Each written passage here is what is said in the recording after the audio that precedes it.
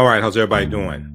Hotep, hey, this is Michael Imhotep, founder of the African History Network, host of the African History Network show. I'm a talk show host, researcher, lecturer, writer, and historian. It is Tuesday, May 31st, 2022, and we are live. So I wanted to do a brief overview of a 10-week online course that I teach on Saturdays. You probably have heard me talk about it previously if you listen to the African History Network show. It's an exciting 10-week online history class that I teach called Ancient Kemet, the Moors, and the Maafa, Understanding the Transatlantic Slave Trade, what they didn't teach you in school. Kemet's one of the original names for Egypt. So I teach this class usually on Saturdays, 2 p.m. to 4 p.m. Eastern Standard Time. And we do the sessions live. All the sessions are archived and recorded. So as soon as you register, you can watch the class we just did this past weekend. All right, so I do a PowerPoint presentation. We have book references, articles, video clips. We deal with thousands of years of history and what leads up to the transatlantic slave trade taking place. And we look at this history chronologically as much as possible. So I want to do a brief overview here. We're going to look at some slides here. And these are some of the actual slides from the class. These are some actual slides from the class. So everybody share this broadcast on social media platforms and give us a thumbs up, give us a heart, give us a like. And we have the information here, the thread of the broadcast, so you can register for this online course. And we have it in a bundle pack also, where you get a lot of bonus content as well. So we'll talk some about that. So we can start studying our history in slavery. Even when we study the transatlantic slave trade, which is important to study, we can't start in 1619 or in the 1440s and 1441 with the Portuguese Anton Gonçalves going into what is present-day Mauritania and picking up Africans, taking them back to Portugal. We have to understand the history chronologically and deal with the 800-year occupation of Europe by the Africans known as the Moors, who entered the Iberian Peninsula, today known as Spain and Portugal, from North Africa in 711 AD. And the Moors are taking the teachings from ancient Kemet, from ancient Egypt into Europe. From the Nile Valley region of Africa, they're taking this into Europe, and this is what is going to bring Europe out of the Dark Ages, and it's going to be to our detriment. So this course not only deals with the transatlantic slave trade, but thousands of years of history that leads up to the transatlantic slave trade taking place. August 20th, 2019 marked the 400th year anniversary of those 20 and odd Africans or 20 and odd Negroes who came into Point Comfort on August 20th, 1619 on the White Lion pirate ship, the White Lion English pirate ship, in what would later be called the colony of Virginia. So this was known as the year of return, and many African Americans were reconnecting and are reconnecting to Africa and traveling to Ghana and other West African countries. When we discuss the transatlantic slave trade, we have to first understand that African people are the original people of North, Central, and South America and have been in the land that we call the United States of America at least 51,700 years. And we look at some of the information from Dr. David Imhotep, author of the book, The First Americans Were Africans, Documented Evidence. And he's a friend of mine. I've interviewed him probably 13, 14 times or so. And his book is groundbreaking, and he stands on the shoulders of Dr. Ivy Van Sertima, who wrote the book, They Came Before Columbus, which came out originally in 1976. Okay, so some of the things we deal with in the class are the 800-year occupation of Europe by the Africans known as the Moors, shocking archaeological discoveries that are causing experts to rethink everything. We look at a number of different archaeological discoveries that have come out in the past 11 years or so. And when these discoveries come out, they're causing the scientists and archaeologists and paleontologists, et cetera, to rethink everything. And they realize that a lot of this, what's around us and a lot of these artifacts, civilizations, things like this are much older than they originally thought. So they have to keep pushing the timelines back. We look at insurance companies that took out insurance policies on slave ships and enslaved Africans on the plantations. Most recently, we see the fantastic research from the New York Times, which deals with Haiti and the history of Haiti and why Haiti is so impoverished. And it deals with Haiti having to pay a debt to France, $560 million. In today's dollars, $560 million, but it had the effect of Haiti losing 21 billion to about 115 billion or so over the course of the 64 years that they paid the debt. So I did a separate presentation on that, but we deal with some of that information in the classes that I teach also. This huge article here from the New York Times, The Ransom Demanding Reparations and Ending Up in Exile, deals with some of this information. This is from May 20th, 2022, May 20th, 2022. And then also they'll have another good article in that series called Six Takeaways about Haiti's reparations to France. 6 takeaways about Haiti's reparations to France. And this is in the Ransom series.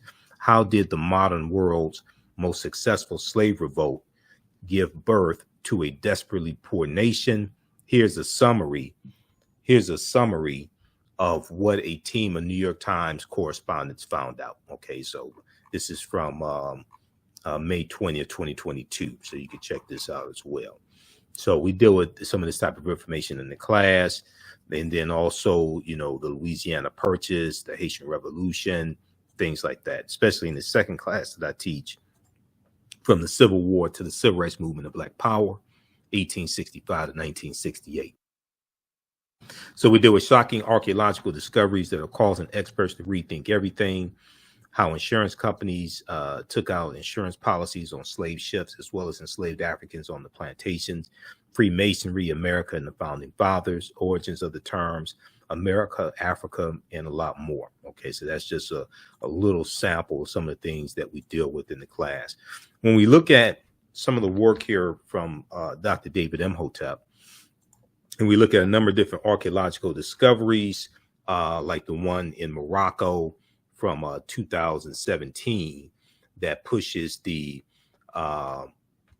oldest known fossils of modern man, Homo sapiens, pushes it back 300,000, 350,000 years ago, as opposed to 195,000 years ago in Ethiopia. Dr. David Imhotep wrote the book, The First Americans Were Africans, Documented Evidence. It first came out in 2011. He just released in late 2021 an updated book, The First Americans Were Africans, revised and expanded, has about 200 additional pages of new research and things like this. But his book deals with the African presence in North, Central, and South America, going back at least 56,000 years ago. In North America, the land that today we call the United States of America, going back at least 51,700 years ago. Page 14 of his book, he deals with a discovery from Dr. Albert Goodyear, who's an archaeologist at the University of South Carolina. And they found in 2004, they made this discovery. They found artifacts, architecture, campsites, carvings, Egyptian writings, footprints in lava, genetic M174D haploid groups dealing with DNA and genetics. And they found linguistics, paintings, skulls, skeletons, structures, and tools. They found 13 different types of evidence, fairly documenting in the African presence in the land we call the United States of America, going back at least 51,700 years ago. And these were the Khoisan. The Khoisan have the oldest DNA on the planet. They're the ancestors to the Ainu and the Twa. They go all around the world, and they were here in the land we call the United States also, before it was called the United States, of course. So here's a picture of Dr. Albert Goodyear, and we reference him in the class of some different archaeological discoveries that he's commented on. There's an article from ScienceDaily.com, called New Evidence Puts Man in North America 50,000 years ago. New evidence puts man in North America 50,000 years ago. Okay. And this deals with this discovery. And what they found, now this is a summary from ScienceDaily.com. The article is still there. You can go and read it now. ScienceDaily.com is a scientific website. They have scientific discoveries, breakthroughs, archaeological discoveries, things of this nature. So here's a summary of what the article says regarding this discovery. Radiocarbon tests of carbonized plant remains were where artifacts were unearthed last May along the Savannah River in Allendale County by University of South Carolina archaeologist Dr. Albert Goodyear indicate that the sediments containing these artifacts are at least 51,000 or at least 50,000 years old, meaning that humans inhabited North America long before the last ice age. Humans inhabited North America long before the last ice age. So they're talking about the Khoisan. Okay. Now, give us a thumbs up, give us a heart, give us a like if you like this broadcast. Be sure to register for this online history class also. You can use this information with your children as well. I would say the information is PG-13. So we have how you can register right in the thread of the broadcast. As soon as you register this content, you can start watching. You can join us in class this Saturday. Next class is Saturday, June 4th, 2 p.m. to 4 p.m. Eastern Standard Time. So the Khoisan, in October 2012 genetic study published in Science magazine, which is another scientific magazine that have archaeological discoveries, things like this. In Science magazine found that the Khoisan in Southern Africa are the oldest ethnic group of modern humans, with their ancestral line originating about 100,000 years ago. The Khoisan, formerly called by the derogatory term Bushmen, are genetically unique, and no other currently known population had separated so early from our common modern human ancestor, according to the report. You may also hear them referred to derogatorily as pygmies. Okay, these are the Khoisan. That's a derogatory term. And they're the ancestors to the Ainu and the Twa. Here's some Khoisan women here. So the Khoisan live mainly in Southern Africa in territory spanning Botswana, Namibia, Angola, Zambia, Zimbabwe, and South Africa. They are largely divided into two groups, hunters and gatherers. The Sans people, hunters and gatherers, and keepers of livestock, the Khoi people. The Khoisan languages include the distinctive click sounds that are not found in the languages of their neighbors. AtlantaBlackStar.com is a good article dealing with some of this type of information. 5 ethnic groups that prove the first humans were black. Okay. We deal with also the people, the Africans on the Andaman Islands as well, the Jarawa, also who are believed to have lived in their Indian Ocean home for up to 55,000 years. Similar in appearance to the so-called African pygmies, short, dark skin with peppercorn hair and large buttocks, Stetopigia. The Andamanese are direct descendants of the first modern humans to have inhabited Asia, according to a 2002 Stanford University study. They probably left Northeast Africa by boat over 50,000 years ago and traveled along the coastlines of the Arabian Peninsula in India. Okay, so here's Dr. David Imhotep was interviewed by WKRP in Cincinnati, Channel 5, back in 2011 when this book came out. So I'll show you that excerpt of that interview in the class.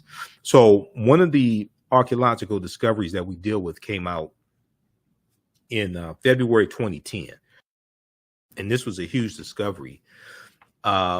And we know at least 130,000 years of our history has been stolen. This is something Runoko Rashidi has talked about, and Dr. Charles Finch. And we use a couple of Runoko's books in the class for reference as well. You don't have to buy any of these books, but we use them for reference. So on Crete, new evidence of very ancient mariners. On Crete, new evidence of very ancient mariners. February 15th, 2010, this article came out from the New York Times. Okay, it was in their science section. And this deals with the discovery that was made over the course of 2 summers. Over the course of 2 summers, stone tools were found on the Greek island of Crete over the course of 2 summers. Archaeologists say are at least 130,000 years old, which is considered strong evidence for the earliest known seafaring in the Mediterranean and calls for rethinking the maritime capabilities of pre-human cultures. Now, Crete has been an island for more than 5 million years, meaning that the tool makers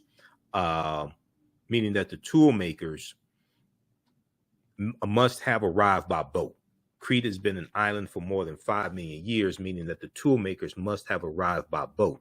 So this seems to push the history of Mediterranean voyaging back more than 100,000 years, specialists in stone tool archaeology say. Previous artifact discoveries had shown people reaching Cyprus, a few other Greek islands, and possibly Sardinia no earlier than 10,000 to 12,000 years ago. So as these archaeological discoveries come out, and it's a number of them we deal with in the class, and there's over 50 articles that we deal with in the class. There's over 200 slides in this course. We have book references, articles, video clips. You will never look at history the same way after you take this class. I've been teaching this class on and off since 2017, and the class has grown exponentially since 2017. Okay, it's grown exponentially since 2017. All right, so I've been teaching this class on and off since 2017, and it's grown exponentially since then.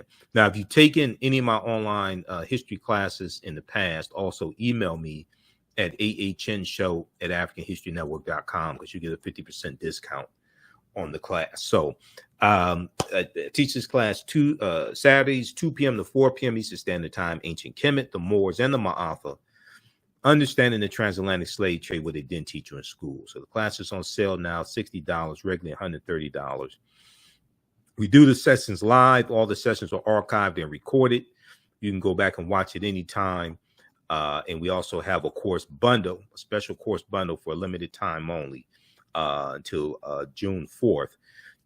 You get the 3 online classes I teach. You'll get 15 of my lectures as a bundle pack, 15 of my lectures in digital format that you can watch also when you log into the class.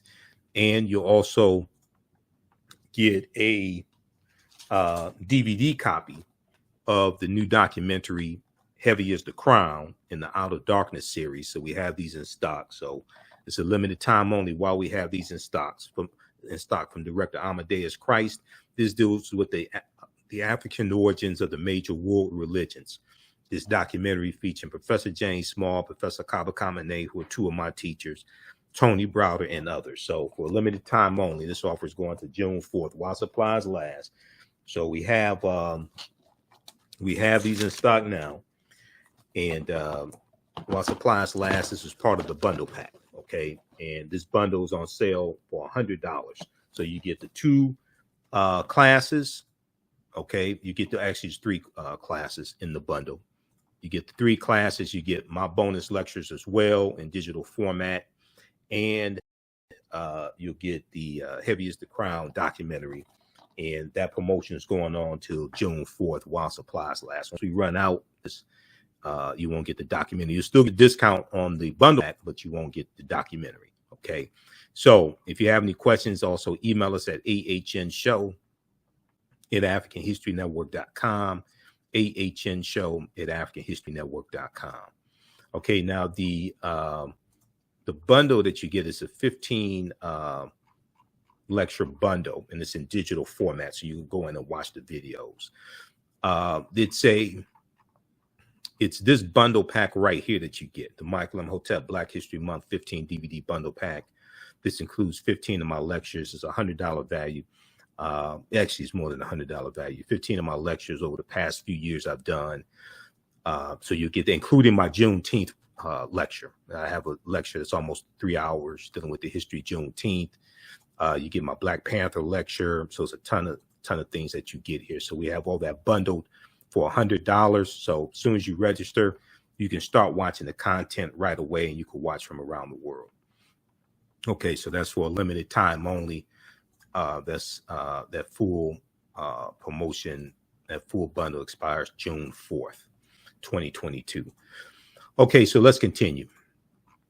Also, you can use this class with your children. I would say the content is PG-13. Okay, it's not overly graphic. I don't do a lot of cursing, things like that.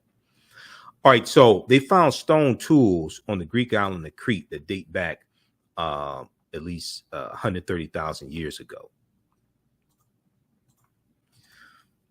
Now, even more intriguing, the archaeologists who found the tools on Crete noted that the style of the hand axes suggested that they could be up to 700,000 years old. Now, that may be a stretch, the archaeologists conceded, but the tools resemble artifacts from the stone technology known as Eschulen, which originated with pre-human populations in Africa 1.5 million to 150,000 years ago.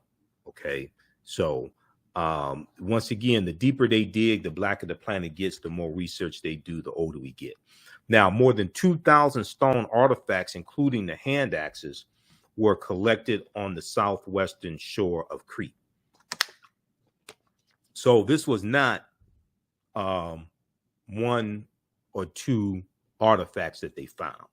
Okay, this was over the course of 2 summers, and they found more than 2,000 stone artifacts, including the hand axes. So once again, these artifacts that they found are at least 130,000 years old. Okay, so we know at least 130,000 years of our history has been stolen, and you've had a lot of our scholars saying for years that Homo sapiens, modern man, are at least 300,000 years old, not 75,000 to 100,000 years old. Okay, and when we see archaeological discoveries like this, and then also the one from Morocco from June 2017, this helps confirm that. So the deeper they dig, the blacker the planet gets, the more research they do, the older we get. Now, this discovery right here, the lost city of Egypt, and I talked about this back in 2013 when this information came out, the lost city of Egypt called Tanis Heraklion. And before the actual archaeological evidence was found, Tanis Heraklion just existed on paper. Okay, it was thought just to be like a mythological city. So there was a lot of articles written back at this time in 2013, April 2013. Yahoo News has an article they picked up from the Telegraph. The BBC has articles on this. So we look at some of these different articles in the class. Sunken Egyptian city reveals 1,200-year-old secrets. This is from April 30th, 2013 from Yahoo News. Sunken Egyptian city reveals 1,200-year-old secrets. The Telegraph reports that 150 feet beneath the surface of Egypt's Bay of Abu Qir, they found 64 ships, 16-foot tall statues, 700 anchors for like ships, 700 anchors, countless gold coins, and smaller artifacts. Archaeologist Frank Gaudillo estimates Tanis Heraklion was built around 8th century BC or BCE, before the Common Era. So here are some pictures of what they found at the bottom of the bottom of the sea. They found these 16-foot tall statues. Here's one with the legs broken off. Here's one that's probably from Offset with the horns and the sun disk. Okay. So now this other archaeological discovery right here, the lost city of Egypt, the lost city of Kemet, that was a recent archaeological discovery as well. Okay, NBC News has some information on that one. So we deal with the history of the Moors, with some of the history of the Moors as well, and the 800-year occupation of Europe by the Africans known as the Moors. And we deal with Freemasonry, the layout of how the layout of Washington, D.C. is a copy of ancient Kemet, how this land was called Egypt of the West by the founding fathers. And we look at the relationship between Freemasonry and ancient Kemet. And you're dealing with the watered down teachings from ancient Egypt, from the coming out of the lodges, coming from the mystery system, that are incorporated into Freemasonry. And here we see the Tekken, which the Greeks called an obelisk. And we know there are approximately 1,200 Tekkenu for plural, in ancient Kemet. And this is a symbol of resurrection coming from the mythology of Asar, Aset, and Heru, who the Greeks called Osiris, Isis, and Horus. And the Washington Monument is a Tekken also. Okay. The Washington Monument, we know George Washington was a Freemason. The Washington Monument is a Tekken, it's 555 feet tall. There was a good article that from face-to-faceafrica.com that deals with the Tekkens and the Tekkenu in London and New York City and Paris, France, because these Tekkenu or Tekkens were taken throughout the world. Ancient Egyptians, ancient Kemetic people call obelisk Tekkenu, and they were also used to tell time in the past. Their pinnacles were basically covered in gold to reflect the sunlight. Historians say obelisks represented immortality and eternity. When you go to graveyards, you'll see those stone structures. You'll see obelisks in graveyards also. Historians say the obelisk represented immortality and eternity, and their long structure helped connect the heavens and the earth. Their long structure helped connect the heavens and the earth. Currently, Cleopatra's Needle is the name given to 3 ancient Egyptian obelisks, or Tekkenu, one in New York City, one in London, and one in Paris, France. However, they do not all come from one Egyptian site. The obelisks in New York and London are carved out of red granite from the quarries of Aswan, a major source of stone for Egyptian antiquities. The 2 obelisks were commissioned by Nesubiti or Pharaoh Thutmose III for the Temple of the Sun in Heliopolis near modern-day Cairo, with each weighing about 224 tons and 68 feet tall. So face-to-faceafrica.com is a good article from March 17th, 2022, and we've posted it on our Facebook fan page, The African History Network. So if you don't follow us there, be sure to follow us there on Facebook, turn on live notifications so you know when we go live also. Cleopatra's Needle, how 3 ancient Egyptian obelisks ended up in New York City, London, and Paris. So we see our history is all around us. This is why we have to become history detectives to decode this history. Our history is all around us. The layout of Washington, D.C. is a copy of the layout of ancient Kemet, ancient Egypt. We know in Meridian Park there's a Ankh. There's a waterfall in the shape of an Ankh, the African symbol of eternal life. So our history is all around us. We have to become history detectives to be able to decode these symbols. And there's actually a symbol encyclopedia or symbol dictionary that I use. And let me see if I can grab it right here. This one right here. So I'll reference this sometimes in the class. Signs and Symbols, an illustrated guide to their origins and meanings. Signs and Symbols, an illustrated guide to their origins and meanings. Okay, so this is a symbols encyclopedia or symbols dictionary. And when you look at it, as soon as you open it, okay, the first page, you see ancient Africa. You see ancient Kemet. This is Heru in the form of a falcon who was born on December 25th to the Virgin Aset, okay, who the Greeks call Isis. Signs and Symbols, and we see different symbols from the metal netter here. The Greeks call it the hieroglyphics, okay, the script of in the language of the ancient Egyptians, ancient Kemetic people. We see it on the back as well. And then we see in the middle right here, you see an Ankh, okay, the African symbol for eternal life, or the African key of life.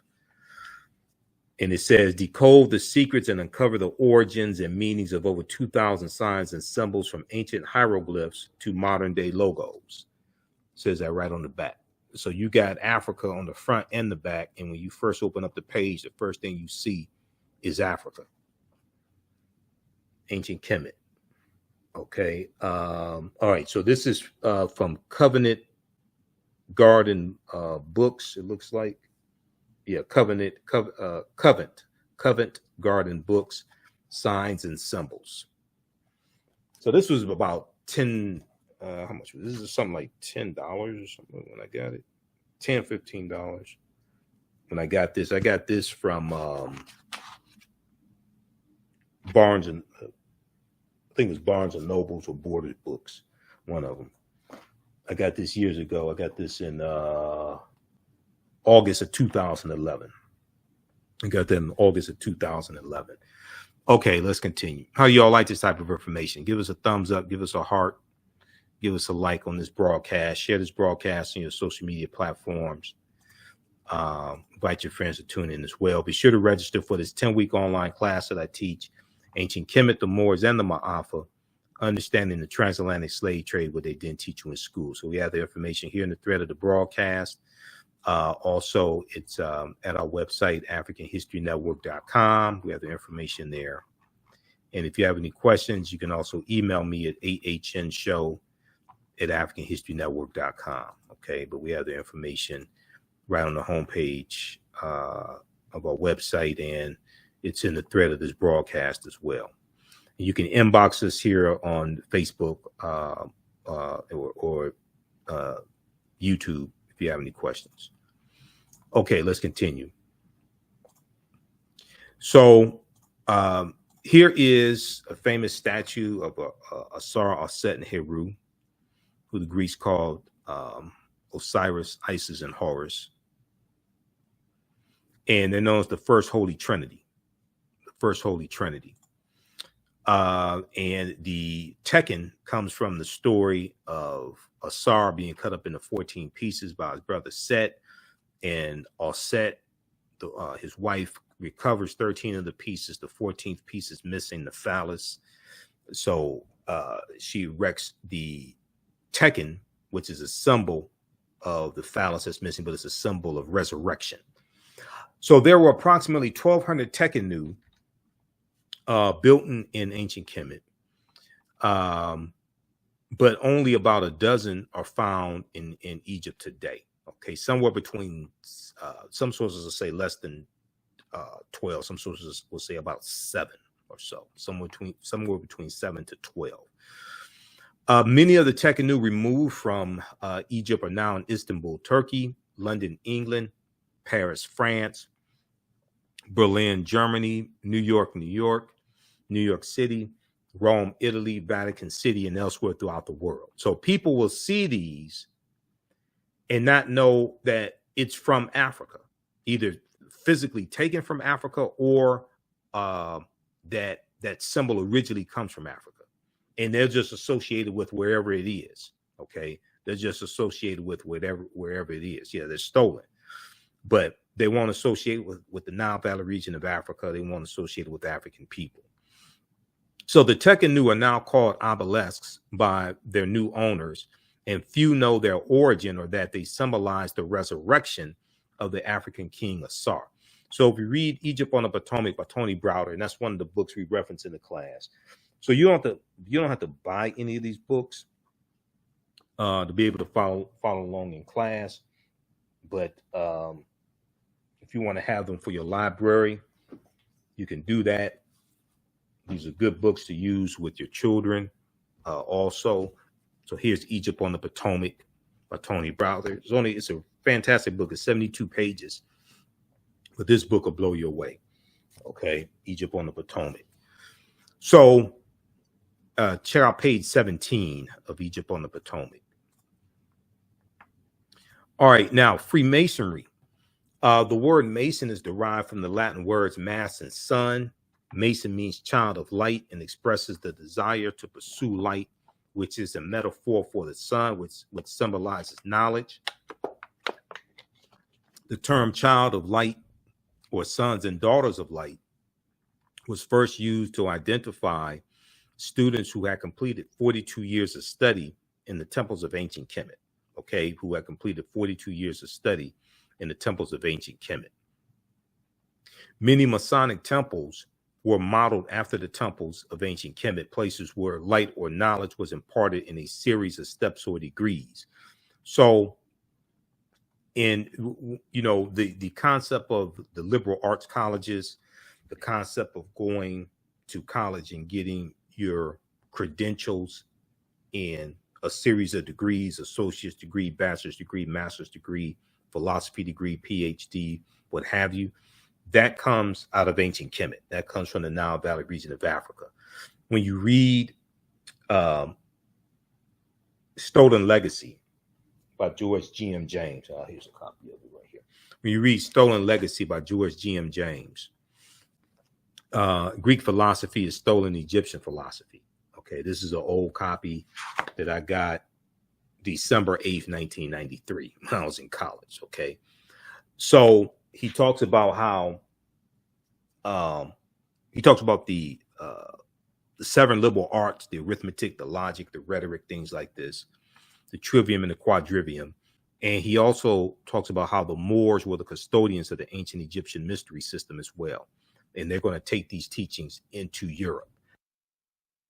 So in ancient times, we know that, and even today, we know that light is associated with knowledge. Light is associated with knowledge.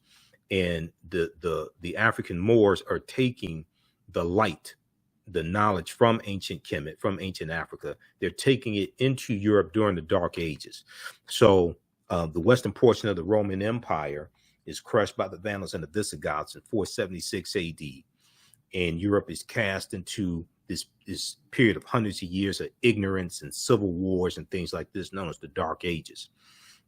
When you watch cartoons, okay, if you watch cartoons, you'll see a cartoon character gets an idea. It may be Doc McStuffins or Tom and Jerry or Woody Woodpecker or whatever it is, Dora the Explorer or Paw Patrol. But the cartoon character gets an idea and you'll see a light bulb go off over their head. Light associated with knowledge. Okay. If you have a child who's in class that's not smart, that child may be referred to as a dim-witted child. Lack of light, dim. Okay. So the term child of light or sons and daughters of light was first used to identify students who had completed 42 years of study in the temples of ancient Kemet. So check out pages 18 and 32 of Egypt on the Potomac by Tony Browder. Fantastic book. Now, Masonic temples are considered houses of light or temples of learning. They were also referred to as the Per Ankh, house of life. The term Mason, child of light, is a direct reference to the highest degree of the Kemetic education system. The 33 degrees of instruction within Masonry represent a fraction of the 360 degrees of instruction that comprise the ancient Kemetic system of education. Yet with less than 10% of the wisdom of ancient Kemet, Freemasons have held positions of influence and power throughout the world for over 200 years. All right, now, 50 of the 56 signers of the Declaration of Independence were also Freemasons, and 13 of 39 signers of the U.S. Constitution were Freemasons as well. Okay, so we deal with, of course, Set and Asar and Heru, different things like this. We'll talk about some of the different Neteru as well. We know Set, first queen of Kemet, first queen of Egypt in the mythology, mother of Heru. Heru was born on December 25th, and it was a virgin birth. And we know from Set, we get the Set and Heru, we get the Black Madonna Child that was worshipped all throughout Europe, even before the Moors go in 711 AD, Europeans are worshiping African people. And then from the Black Madonna and Child, we get the decolorized version. We get the white Mary and Jesus. And as we see, as you have a rise, as European nations are starting to conquer other people's land, extract the mineral wealth out of that land, enslave people, and build Europe back up, because Europe was devastated by the bubonic plague, the Black Death, that hits in 1347 to 1400. Europe loses 1/4 to 1/3 of their population. Europe, as Dr. John Henry Clark said, Europe was land poor, people poor, and resource poor. Europe is trying to rebuild itself. They're dealing with civil wars and things like this, and famine, etc. As Europe starts to rebuild itself and become powerful, you start seeing a rise, and they're coming out of the Dark Ages, going to the early 1400s, going into the 1500s. You start seeing a rise in the European phenotype. As you start seeing a rise in European powers, you start seeing a rise in the European phenotype, and traditional African images get reinterpreted as European. Okay, so you see Michelangelo paint the Sistine Chapel and use his aunt and uncle as the model for Adam and Eve, and he paints God as being European, and paints the angels as European, things like this. This book right here by Runoko Rashidi, this is one that we use in the class. Okay, so how's everybody doing? How you all like this type of information? Give us a thumbs up, give us a heart, post here, let us know if you like this type of information, if you want to learn more. This book right here, Black Star, the African Presence in Early Europe. Runoko Rashidi, he was a brilliant historian, archaeologist. I knew Runoko. He's a friend of mine. I interviewed Runoko. I think it's about 6 times I interviewed him. I interviewed him back in 2014 when I think I interviewed him when his book came out. So I got this book November 4th, 2011. And I interviewed him somewhere around that time about this book, Black Star, the African Presence in Early Europe, by Runoko Rashidi, prefaced by Robin Walker, forward by Dr. Charles Finch. Robin Walker is another brilliant historian, so is Dr. Charles Finch. But Runoko was a world traveler, so he traveled to over 125 islands and countries and islands around the world. He had a personal library of photographs that he took. There's about probably 35,000, 40,000 photographs, something like that. But in here, he has photographs that he took all around the world, documenting the African presence throughout Europe. Okay, and you see page 90 and 91. You see pictures of the Black Madonna and Child. You see it in Switzerland. Okay, you see it in Saskatchewan, Poland. Okay, paintings and statues of the Black Madonna and Child. You see it, this one here, this is a famous one, Black Virgin and Child statue in St. John's Church, Luxembourg City, Luxembourg, right here. You see it, the Black Virgin of Madrid, Spain. This is in Spain, where the Moors go in. Okay, so these Europeans were worshiping African people. This one right here is the national flag of Sardinia, which is an Italian island in the Mediterranean, national flag of Sardinia. It has 4 African Moors heads on the national flag. This right here is the coat of arms of Pope Benedict XVI with the head of a Moorish king on it. Because a lot of these Europeans also had Moorish ancestry as well. Okay, because the Moors were intermixing into the population, into the European population. So you're going to have a lot of Europeans that have some type of Moorish ancestry also, and they would have it in their coat of arms. They would have the name of a Moor, a Moor's head, something that signified some type of Moorish ancestry. Moorish nobles in Spain playing chess with a black servant and a white servant from the chess book of Alfonso the Wise. This right here. Okay, Moors playing chess. So this is a deep book. Now this one right here, page 89, okay, Our Lady of Pilar, Gothic Cathedral. This is in France. Black Madonna Child. Okay, then you have the Black Virgin of Paris, Black Madonna Child also. And then this one here, this is in Spain as well, Montserrat, Spain. This statue also, Black Madonna Child. They were basically worshiping African people. And then what's crazy is that they were worshiping, Europeans were worshiping the Black Madonna Child. But then today, you still have some African Americans that worship a white Mary and Jesus, or believes Jesus is white or God is white or something.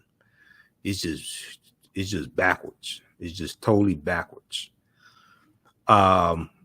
Okay, let's continue.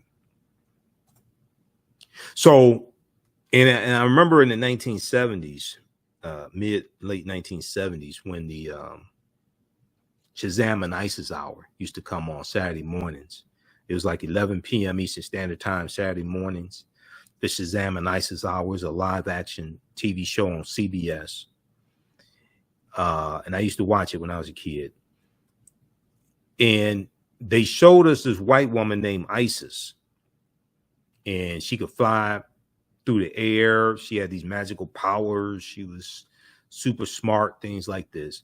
And they said that she got her powers from ancient Egypt. But they didn't tell us that Isis was an African woman. They showed us this white woman here, and they didn't tell us this was a copy from Bastet, okay, who comes out of ancient Africa. They didn't even tell us, you know, in the show. I don't even remember them saying that the ancient Egyptians were African people, were black African people, not brown-skinned Caucasians, but like black African people. So this is why I say, will the real ISIS please stand up? This is more of the theft, the cultural appropriation. Okay, so we deal with different Neteru as well to better understand this also. Here we have Heramakhet, Heru on the horizon, who the Greeks call the Sphinx, what the Greeks call the Sphinx.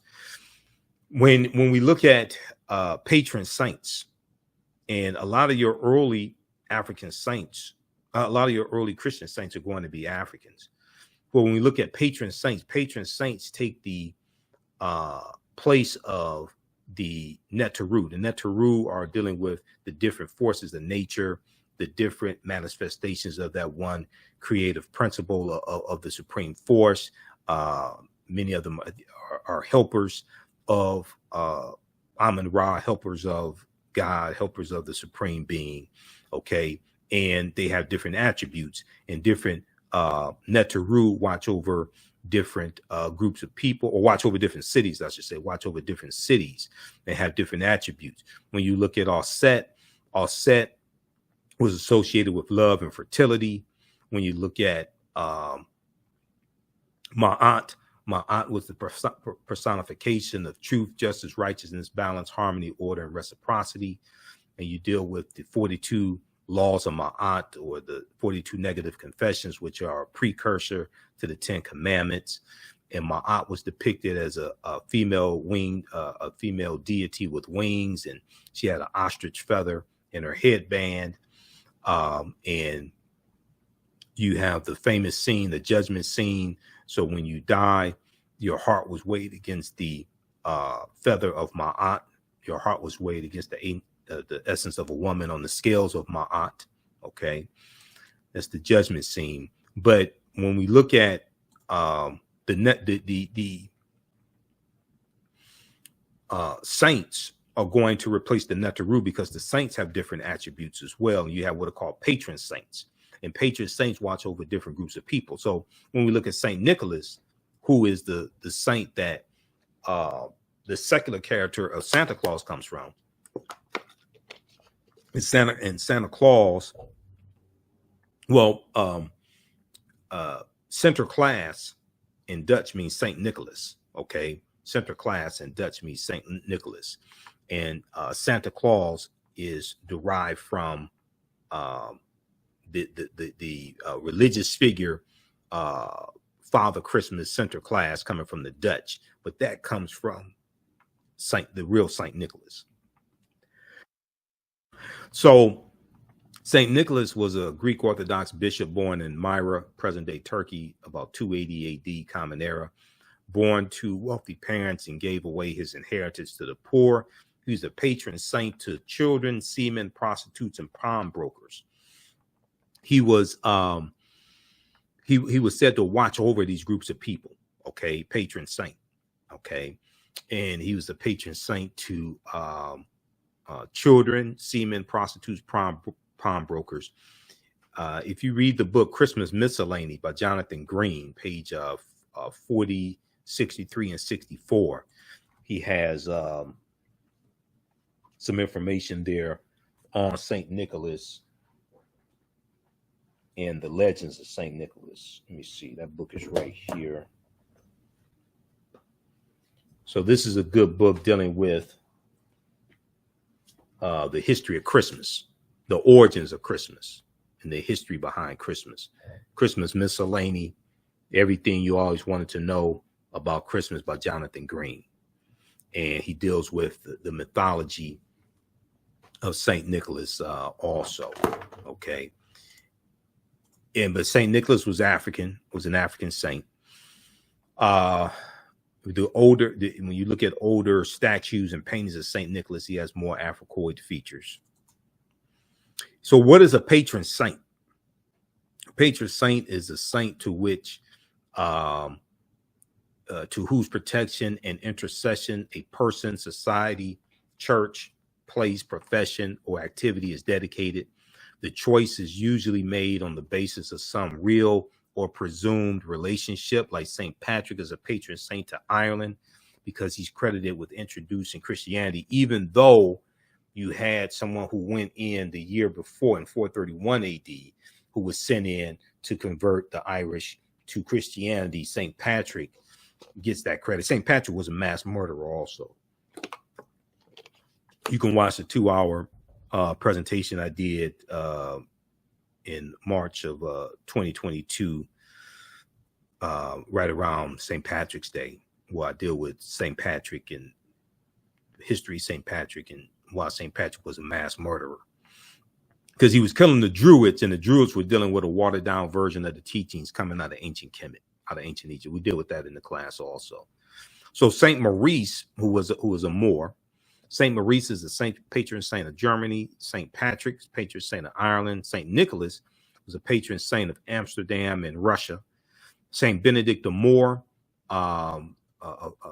patron saint of Palermo and San Fratello, Sicily. He was also called Il Moro, which is Italian for dark skin, and he was also called the African and the Black as well. All right, now, so these are just some of the a few things that we deal with in the class. We look at things like evidence that proves that African people sailed to the Americas long before Columbus.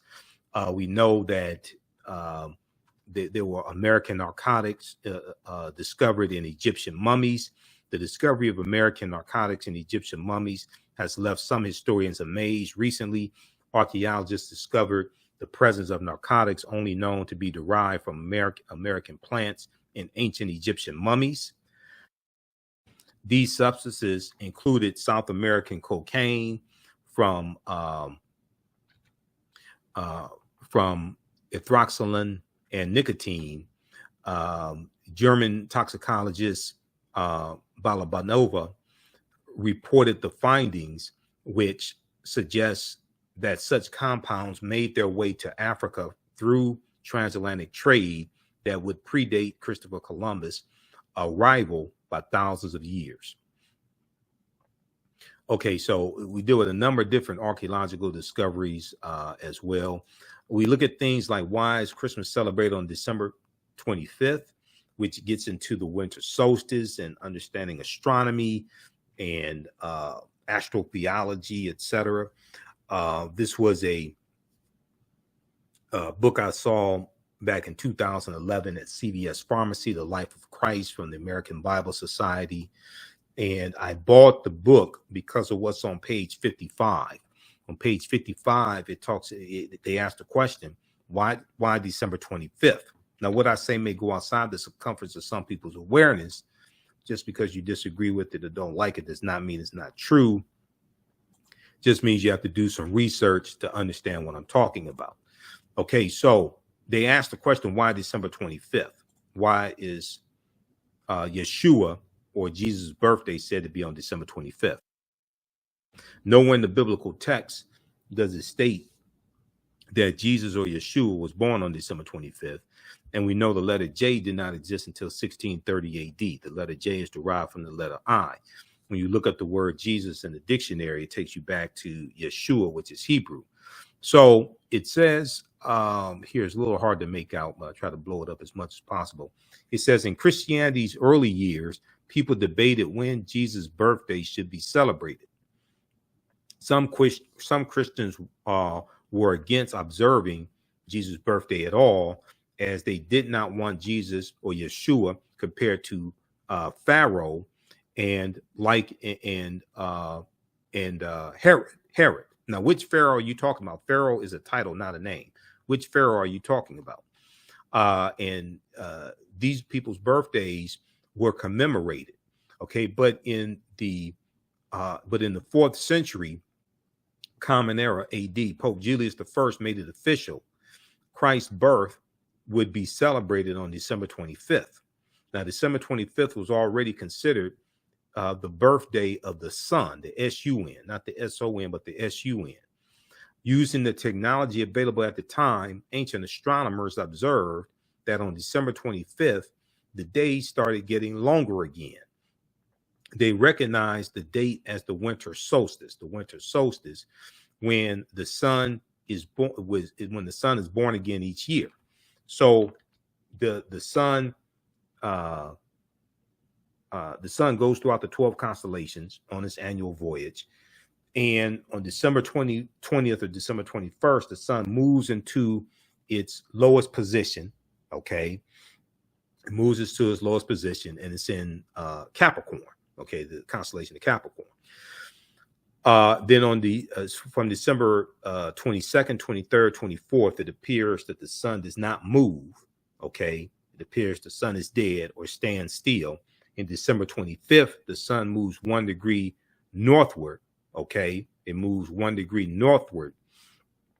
And starting on December 25th and each subsequent day, you have an increase in the amount of sunlight. Okay. So in ancient times, it was said that the Son of God, not the S-O-N, but the S-U-N, was born again on or around December 25th. It's the rebirth of the sun. Okay. So that is right around the winter solstice.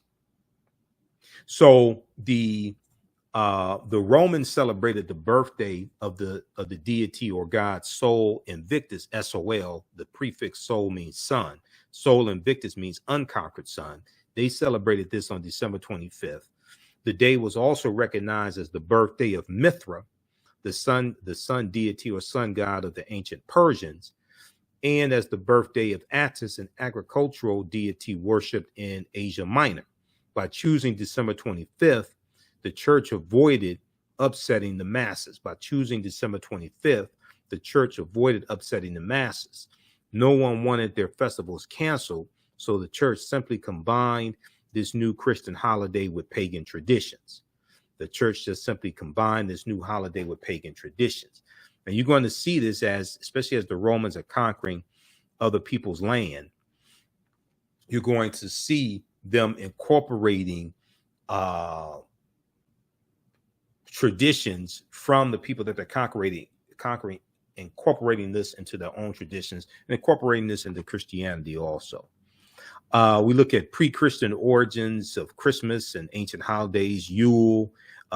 Yule was a Scandinavian celebration amongst the Nordic people of the Norse from December 21st through the end of the year. So you'll hear in the Christmas carols, Yuletide carols being sung by a choir. Okay, what is Yule? Y-U-L-E. That was celebrated in Scandinavia.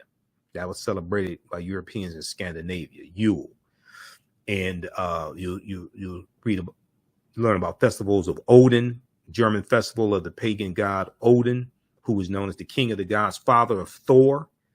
Okay, Thor and Loki.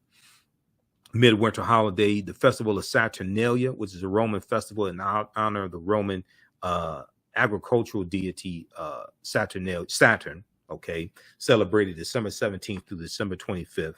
The festival of Saturnalia, you had a festival of Mithra, ancient festival in honor of the Persian sun deity, from December 25th through January the 1st, also celebrated by the Roman elite. So as you go do more research and study this history, and we look at all this in the class, as you go through and look at this, what you're going to see is that you had the various cultures, you had these different deities whose birthday and celebrations was on or around December 25th.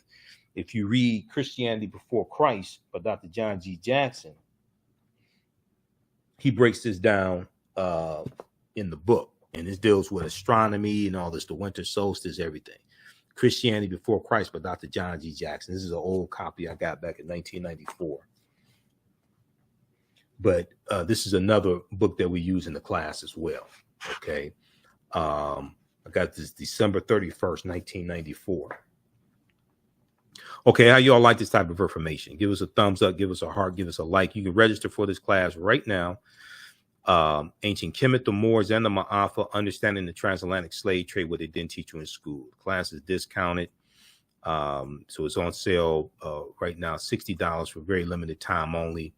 It's regularly $130, so it's over 50% off. We do the sessions live. All the sessions are archived and recorded. You can go back and watch this class anytime, even after the course is over with, a year from now, 2 years from now. You'll still have full access. You can go back and watch the class. I do a PowerPoint presentation. We have book references, articles, video clips, etc. We have the information here in the thread of the broadcast. It's also at our website, AfricanHistoryNetwork.com, AfricanHistoryNetwork.com. We have a course bundle where you get all three of my classes, and you get some bonus lectures from me also in digital format. We have a course bundle on sale for $100. The sale is going on to June 4th, 2022, limited time only. So you'll get this class, and you'll also get my Sunday class, which is from the Civil War to the Civil Rights Movement and Black Power, 1865 to 1968. So we look at history starting in 1803 with the Louisiana Purchase and the Haitian Revolution, and we look at history chronologically. We look and see what leads up to the Civil War taking place 1861, 1865, Reconstruction era 1865, 1877, Jim Crow era, Great Migration 1915, 1970, World War I, 1914, 1918, World War II, 1939, 1945, Civil Rights Movement, Black Power movement. So we look at history chronologically to see what happened to us after slavery ended, and what were the laws and policies put in place to put us in the predicament we're in today, to understand how we got here, to better understand where we need to go from here. Okay, so that's the class I teach on Sundays. Same format, PowerPoint presentation, book references, articles. You can register for that separately or in the bundle. The bundle is $100, and you can watch from around the world. We do the sessions live. All the sessions are archived and recorded. So as soon as you register this archive content, you can start watching. You can join us in class live Saturday and Sunday for these classes as well. If you've taken any of my online classes in the past, I've been teaching Understanding the Transatlantic Slave Trade going back to 2017. And the second one, from the Civil War to the Civil Rights Movement, I put that curriculum together, and I started teaching that in late 2021. If you've taken any of my online classes in the past, email me at ahnshow@AfricanHistoryNetwork.com. You'll get a 50% discount. Email me at ahnshow@AfricanHistoryNetwork.com. You get a 50% discount. Also, if you want to pay for the class through Cash App, we can do it through Cash App as well. Just email me and we'll set that up through Cash App. Now with the bundle, you also get the bonus of 15 of my lectures. We have they'll be in digital format, but it's this bundle pack that you get from me. 15 of my lectures, that's a bonus. Okay, that's $100 value. So when you log in, you'll be able to watch these lectures also. And some of the lectures that are included, you can order this bundle separately on DVD if you want to, but you'll get this included in digital format in the class. Some of the lectures that you get, these are all lectures I've done. I have like 45 of my lectures on DVD.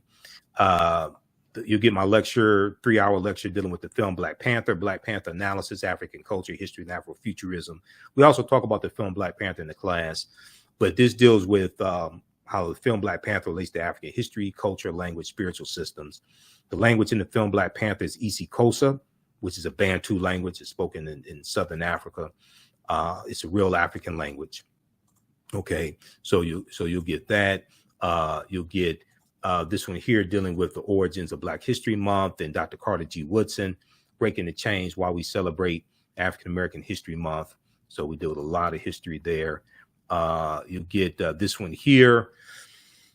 The distortion of the legacy of Dr. Martin Luther King Jr., the revolutionary, will not be televised on the television. So I deal with the revolutionary Dr. King. I also have one on Malcolm X.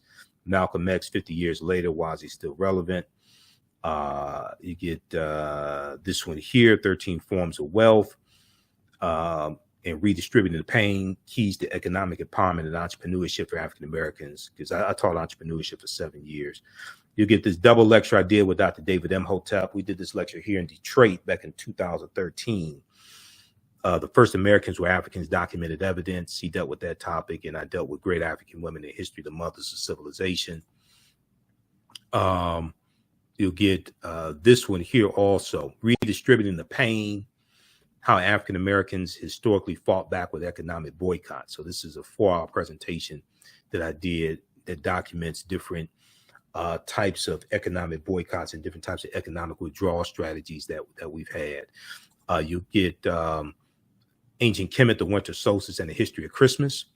This is a 3-hour presentation. I deal with the pre-Christian origins of the celebration of Christmas. It deals with a lot of history. So those are just a few of the presentations in the bundle pack that you'll get as a bonus in digital format. Also, this lecture here, African American resistance in the era of Donald Trump, voter suppression, reparations, and how elections have consequences.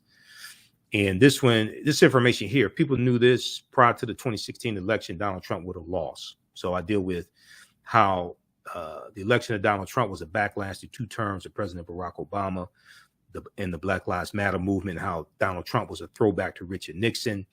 And Richard Nixon, when he won in 1968, he won on the platform of law and order. And Richard Nixon was a backlash to the civil rights movement and the Black Power movement. He was a backlash to the rebellions taking place throughout the country, things like this. Okay, so we deal with that. We deal with the voter suppression that was taking place also in 2016 presidential election as well. Okay, so those are just some of the lectures that you get. And then also you get the in the bundle until June 4th, limited time only, you also get the Heavy is the Crown documentary, which deals with the African origins of the 3 major religions. And it has Professor James Small and Professor Kaba Kamene, 2 of my teachers, and Tony Browder in that documentary as well. So you get that as a bonus. That's for a limited time only to June 4th.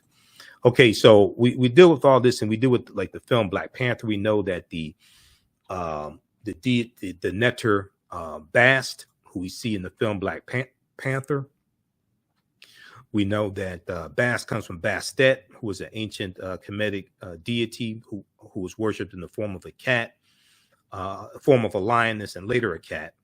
She was a deity or netter of warfare in Lower Egypt, Lower Kemet, worshipped as early as the 2nd dynasty, around 2890 BCE. So, and then we deal with, like the film Black Panther and the word Wakanda and what Wakanda means, because Wakanda comes from Omaha Ponca and Sioux Indian languages. It means possesses secret powers. Wakanda is a real word. There's also a Bantu word as well. It's in Key Congo. What is Bantu? Bantu Languages are a group of some 500 languages belonging to the Bantoid subgroup of the Benue Congo branch of the Niger Congo language family. The Bantu languages are spoken in a very large area, including most of Africa from southern Cameroon eastward to Kenya and southward to the southernmost tip of the continent.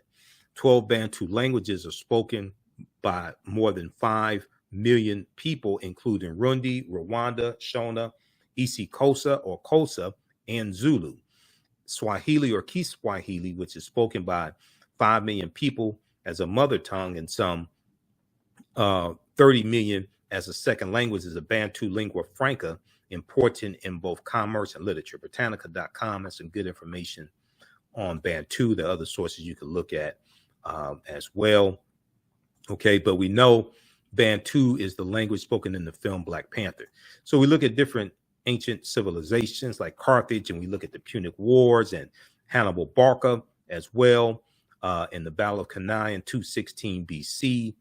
Hannibal defeating the Romans. So we go through and look at this history chronologically. We look at the Kingdom of Great Zimbabwe as well, Axum also. And then we look at the Moors, and the Moors going into the Iberian Peninsula and settling in 711 AD and settling in Al-Andalus. Okay, and they're going through Morocco. And we know that in 711, General Tariq ibn Ziyad, where he lands, they call that Jebel Tariq, or Tariq's Mountain, and we call it Gibraltar. Gibraltar, or the Rock of Gibraltar. Gibraltar comes from Jebel Tariq, Tariq's Mountain. In 711 AD, the boat Tariq crossed the straits and disembarked near a rock promontory, which from that day since has been known as borne the name Jebel Tariq. Tariq won paramount victory over the opposing European army. Okay, Ranoka Rashidi had a really good article he wrote for AtlantaBlackStar.com, Moors, Saints, Knights, and Kings, the African Presence in Medieval and Renaissance Europe. Okay, in the aftermath of these brilliant struggles, thousands of Moors flooded into the Iberian Peninsula. So eager were they to come that some are said to have floated over on tree trunks. Tariq ibn Ziyad himself, at the conclusion of his illustrious military career, retired to the distant east. We are informed to spread the teachings of Islam. Okay, there's really no need to speculate on the ethnicity of these early invaders of the conquest period. Primary Christian sources relating to the conquest, particularly the Primera Chronica, General of Alfonso X, make the following observation regarding the Moors. Their faces were black as pitch. The handsomest among them was as black as a cooking pot, black as a cooking pot. So we talk about the Black Saint Maurice as well, who became a patron saint to Germany. So we do a lot of history in this class. You're going to learn a lot. The Mansa Musa, there was a good article from history.com, official website of the History Channel, which shows the relationship between Mansa Musa and T'Challa in the film Black Panther. Here's an excerpt of the article. In the vast fictional universe of Marvel Comics, T'Challa, better known as Black Panther, is not only king of Wakanda. Oops, what did I do? Is not only king of Wakanda. Let's go back here. Advance too far. Is not only king of Wakanda, he's also the richest superhero of them all. And although today's fight for the title of wealthiest person alive involves a tug of war between billionaire CEOs, the wealthiest person in history, Mansa Musa, has more in common with Marvel's first black superhero.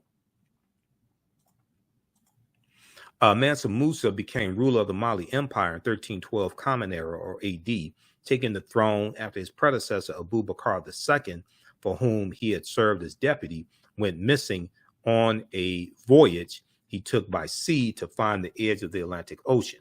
Mansa Musa's rule came at a time when European nations were struggling due to raging civil wars, struggling due to raging civil wars and a lack of resources. During that period, the Mali Empire flourished thanks to ample natural resources like gold and salt. Now, this article is from the History Channel.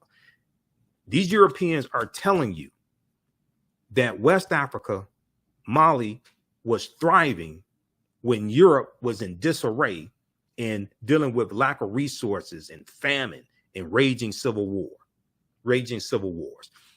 This is an excerpt of this article. This 14th century African emperor remains the richest person in history. Talking about Mansa Musa.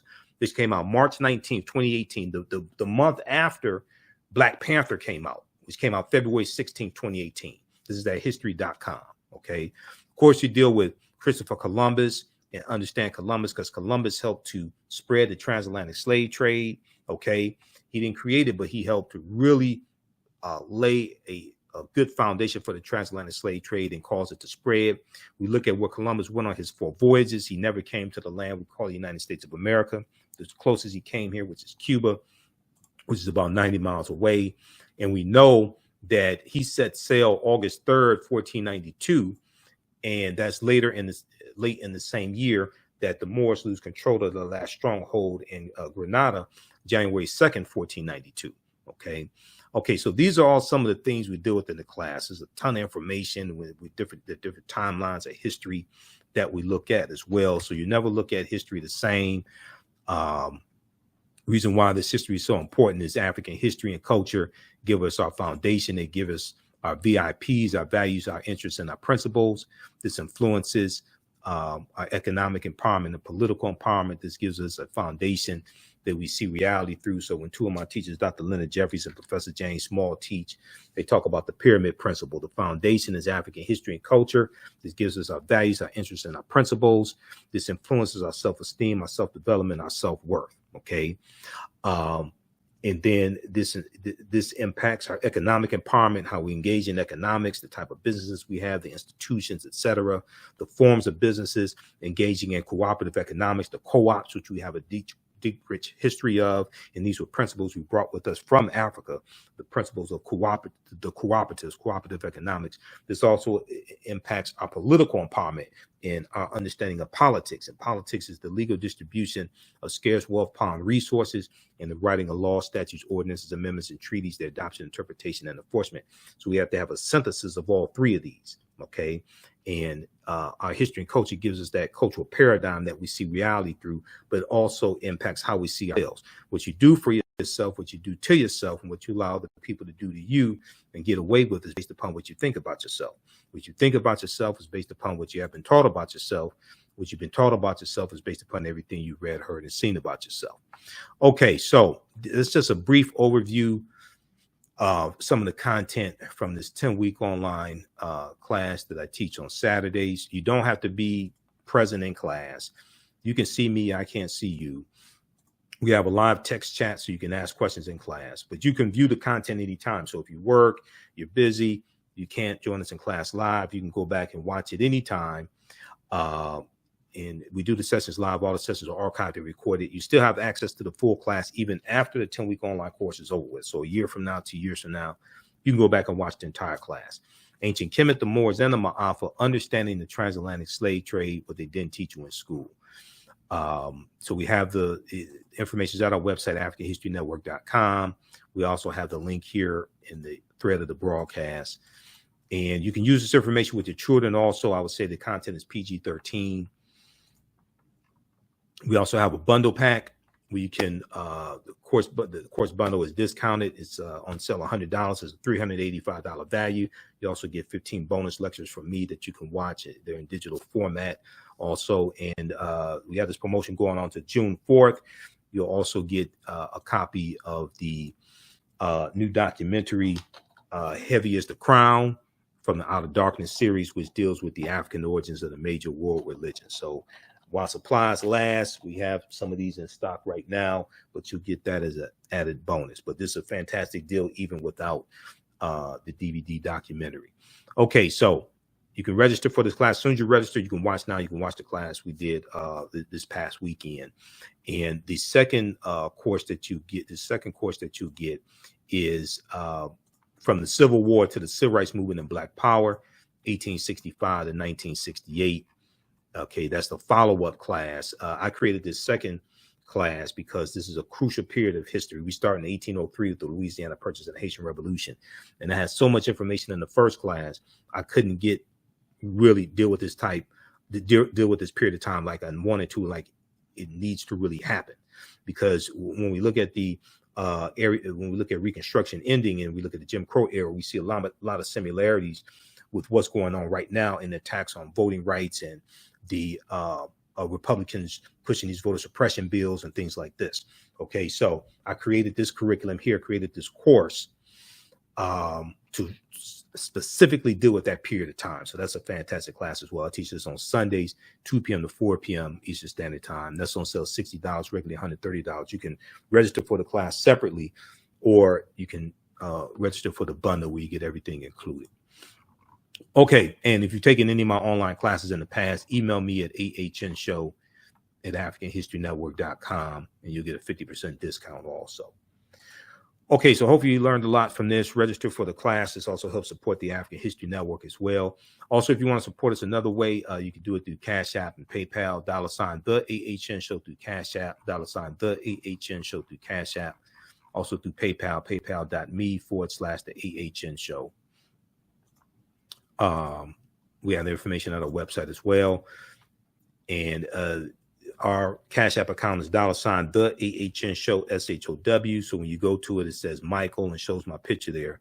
These other ones here are fake African History Network Cash App accounts. I'm trying to get them shut down. I contacted Cash App. They have launched an investigation because these fake African History Network Cash App accounts, some of them are using our logo. They've been stealing money from us. Okay, so this is our official one here. Here's our link, and here's the PayPal donate button also. Okay, and if you want to order the documentary on DVD, Heavy is the Crown, you can order it separately here. We have it here, $25. You get one of my lectures free with it also. Okay, look, we have to get out of here. Thanks for tuning in. Follow us on our Facebook fan page, The African History Network. Turn on live notifications so you know when we go live here on Facebook, and also on YouTube, Michael Imhotep, IMHOTEP on YouTube. Follow me on Instagram at Michael Imhotep as well, and the AHN Show on Twitter. Okay, look, we have to get out of here. Remember, at the African History Network, we focus on educating, empowering, and inspiring people of African descent throughout the diaspora and around the world, because right now it's correct wrong behavior. It's not over till we win. Wakanda forever. Register for the classes. Be sure to listen to the African History Network show Sundays, 9 p.m. to 11 p.m. Eastern Standard Time on 9:10 a.m. the Superstation WFDF. And then we also broadcast on Facebook and YouTube when we're on live. I was doing Monday through Friday, 11 p.m. to midnight last week. Last Thursday was my last day doing Monday through Friday. We're just doing Sundays. The show takes up a whole lot of time, and I can't keep doing the show every day. So we're just doing Sundays, 9 p.m. to 11 p.m. Eastern Standard Time. I'm still on Roland Martin Unfiltered on Fridays, 6 p.m. to 8 p.m. Eastern Standard Time approximately. So you can watch me on Roland Martin Unfiltered. I do political commentary, and we discuss current news events, things like that. So download the Black Star Media app. You can watch Roland Martin Unfiltered there, or watch it on Facebook and YouTube, Roland S. Martin on Facebook and YouTube. Okay, we have to get out of here. Right now, it's correct wrong behavior. It's not over till we win. Wakanda forever. We'll talk to you next time.